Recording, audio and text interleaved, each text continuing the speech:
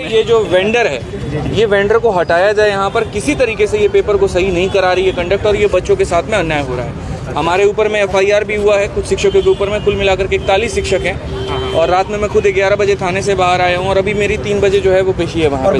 बच्चों का exam centre पे तो पीटा गया, फिर बच्चे इसका विरोध करने प्रोटेस्ट करने आए तो वहाँ पर भी पीटा गया है ना। तो मतलब हर जगह सिर्फ बच्चों की पिटाई। बच्चों का काम है पढ़ाई करना, पिटाई खाना नहीं है। जो डिमांड है वो बहुत जेन्युइन है। हम सीधा एक चीज़ कह रहे हैं कि हम ना आपको ये कह रहे कि वैकेंसी बढ़ा दो, वो आपसे होगा नहीं। हम ये नहीं कह रहे कि आप प्राइवेटाइजेशन करो, जो मर्जी करो। हम कह रहे हैं जितनी वैकेंसी निकाल रहे हैं उस पर आप फीस 100 रुपये की जगह 1000 रुपये लो बच्चों से, लेकिन एक भी पेपर लीक नहीं होना चाहिए अब, और ना ही एक भी बच्चे के ऊपर हाथ मिसमैनेजमेंट नहीं होनी चाहिए। इस बार अगर हाथ उठा तो गलत हो जाएगा, क्योंकि बच्चे पीटे जा रहे हैं। सेंटर्स में बच्चे माउस और कीपैड के लिए रोने लग रहे हैं। वहाँ पे पेन कलम इन चीजों के लिए लड़ाई नहीं होगी। आप फीस बढ़ाइए, लेकिन पेपर टाइमली कंडक्ट करा दीजिए, और अच्छे से कंडक्ट करा दीजिए। पेपर अच्छे से कंडक्ट कराओ, वरना पेपर ही मत लो। कल जो आप लोग गए प्रोटेस्ट के लिए गए थे कि कुछ मांग रखने गए थे? असल में हमारा जो मांग था वो DOPT मिनिस्टर के साथ में था कि 4 लोगों की मीटिंग उनसे करा दी जाए, लेकिन उसके बाद में उन्होंने मीटिंग कराई नहीं, और उल्टा वहाँ पर जो पुलिस वाले थे उन्होंने लाठी चार्ज कर दिया, सारे शिक्षकों के ऊपर में किया, और मतलब बहुत बुरी तरीके से घसीटते हुए किसी का पैर पकड़ के, किसी का हाथ पकड़ करके बस में डाला। अलग अलग जगह में दिल्ली में बसों को छोड़ा, कोई एक जा कर के गुड़गांव मानेसर में, मुझे ले गए वहाँ पर बवाना साइड में, काफ़ी देर तक बिठाए रखा, ना पानी दिया ना कुछ दिया। कोई दिक्कत नहीं है, तुम जो अत्याचार करना है करो।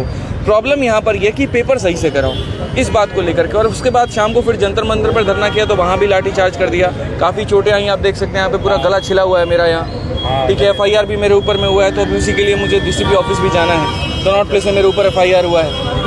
तो ये टीचर्स को डिटेन किया गया? टोटल 41 टीचर पे एक FIR है, और 10 टीचर पे एक जगह FIR है। FIR? हाँ बिल्कुल FIR है। अच्छा, तो इसमें आप लोग तो शांतिपूर्वक गए थे वहाँ पर, फिर भी FIR क्यों? FIR उन्होंने इसीलिए किया क्योंकि आपने कोई परमिशन नहीं ली हमसे, इसी वजह से। अब जंतर मंतर ऐसी जगह है जहाँ धरना स्थल के लिए बना है। पहले दिल्ली पुलिस ये कह रही है कि आपको धरना देना है तो वहाँ जाके दो, और जब हम वहाँ धरना देने जा रहे तो जाकर के FIR कर दे रहे हैं।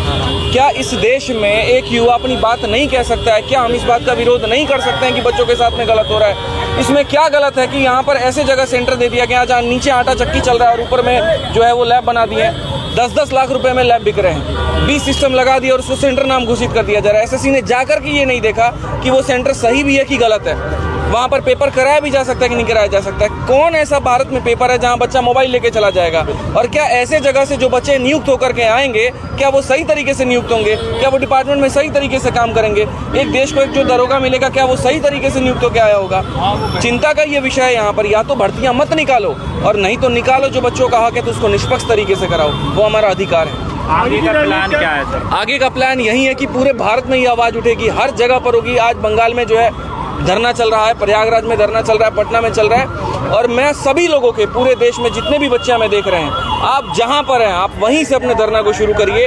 आप बिल्कुल भी यहां पर ये मत एक्सपेक्ट करिए कि कोई आपका नेता बनेगा, कोई आपका लीडर बनेगा और वो शुरू करेगा। ये आपकी लड़ाई है, आपको लड़ना है, आपको करना पड़ेगा, आपको आगे बढ़ना पड़ेगा। पूरे देश में जितने भी इस अन्याय के खिलाफ आवाज उठाओ। अच्छा। और क्या कहेंगे स्टूडेंट से जो एग्जाम भी चल रहे हैं? जो एग्जाम चल रहे हैं, मैं बस इतना कहूँगा, तुम्हारे पास में बहुत कम वक्त है। 13 अगस्त से तुम्हारा सीजल का पेपर शुरू हो जाएगा। जितना कोशिश कर सकते हो ग्रीवांस डालने की, ट्विटर पे कैंपेन करने की, अलग अलग जगह पर प्रोटेस्ट करने की, आप उतना करिए ताकि सरकार को, इस बहरी सरकार को आवाज़ पहुँचे, इसको समझ में आए यहाँ पर कि ये जो खिलवाड़ हो रहा है पेपर के नाम पर, ये बंद होना चाहिए। थैंक यू जी। बोलिए, क्या कहना चाहेंगे? आप देख सकते हैं कि इतनी कड़ी धूप में ये सारे छात्र यहाँ इकट्ठे हैं। ये क्यों इकट्ठे? क्योंकि इनके हक पर डाका डाला जा रहा है। इनकी जो जायज मांग थी, कल छात्र व शांतिपूर्वक आवाज उठा रहे थे, शिक्षक थे हमारे साथ, कोई उग्रवादी लोग नहीं थे, बेहद सम्मानित लोग थे। उनके साथ जैसा व्यवहार किया गया वो बिल्कुल निंदनीय था। सम्मानित लोग शिक्षक है भाई, उनके साथ आप लोग ऐसा व्यवहार कर रहे हैं, उन्हें लाठी डंडों से पीट रहे हैं, उन्हें डिटेन कर रहे हैं, 4-4 घंटे उन्हें पानी नहीं दे रहे हैं। इस गर्मी में एक कमरा है, उसमें 50 लोगों को एक साथ रख दिया गया।